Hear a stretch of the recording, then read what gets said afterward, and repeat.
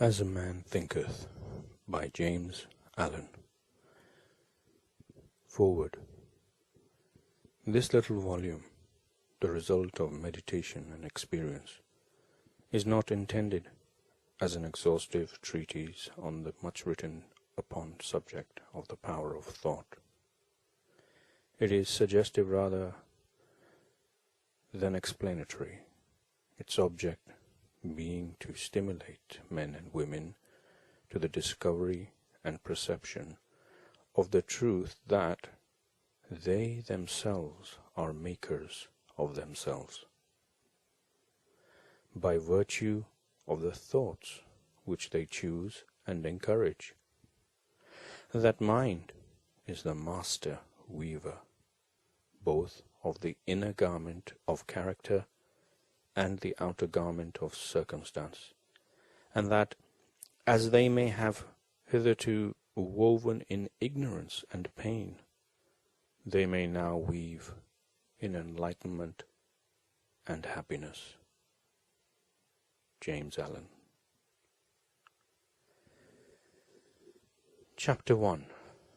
Thought and Character.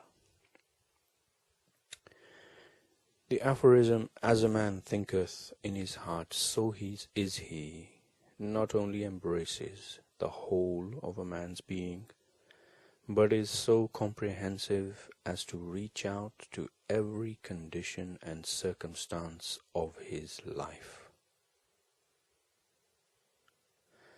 A man is literally what he thinks, his character being the complete sum of all his thoughts. As the plant springs from and could not be without the seed, so every act of a man springs from the hidden seeds of thought, and could not have appeared without them. This applies equally to those acts called spontaneous and unpremeditated, as to those which are deliberately executed. Act is the blossom of thought, and joy and suffering are its fruits. Thus does a man garner in the sweet and bitter fruitage of his own husbandry. Thought in the mind hath made us what we are. By thought we wrote and build. If a man's mind hath evil thoughts, pain comes on him as comes the wheel the ox behind. If one endure in purity of thought, joy follows him as his own shadow sure. Man is a growth by law, and not a creation by artifice, and cause and effect is as absolute and undeviating in the hidden realm of thought as in the world of visible and material things. A noble and godlike character is not a thing of favor or chance, but is the natural result of continued effort in right thinking, the effect of long-cherished association with godlike thoughts. An ignoble and bestial character, by the same process, is the result of the continued harboring of groveling thoughts. Man is made or unmade by himself. In the armory of thought he forges the weapons by which he destroys himself.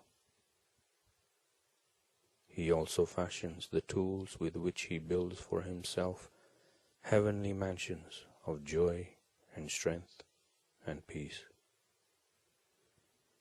By the right choice and true application of thought, man ascends to the divine perfection.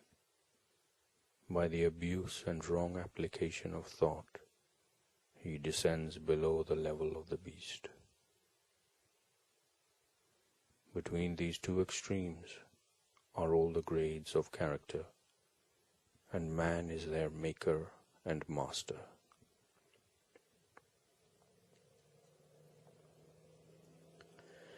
Of all the beautiful truths pertaining to the soul which have been restored and brought to light in this age, none is more gladdening or fruitful of divine promise and confidence than this, that man is the master of thought, the moulder of character, and maker and shaper of condition, environment, and destiny.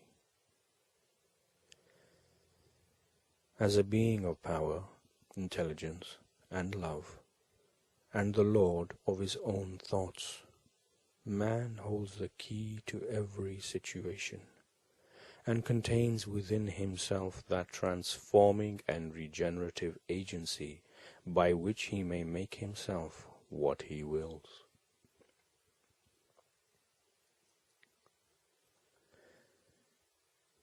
Man is always the master, even in his weakest and most abandoned state.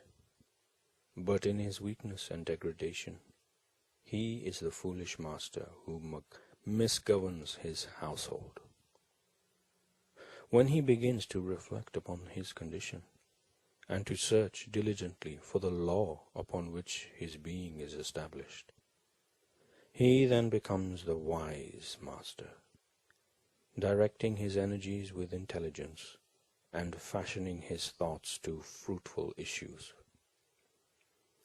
Such is the conscious master, and man can only thus become by discovering within himself the laws of thought, which discovery is totally a matter of application, self-analysis, and experience.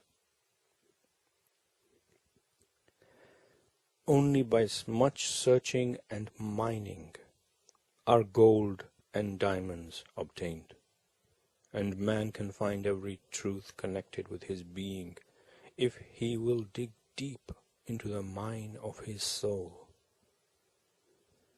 and that he is the maker of his character, the moulder of his life, and the builder of his destiny, he may unerringly prove, if he will watch, control, and alter his thoughts, tracing their effect upon himself, upon others, and upon his life and circumstances. If he will link cause and effect by patient practice and investigation, utilizing his every experience, even to the most trivial, as a means of obtaining that knowledge of himself. In this direction, as in no other, is the law absolute, that he that seeketh findeth, and to him that knocketh it shall be opened. For only by patient practice and ceaseless importunity can a man enter the door of the temple of knowledge.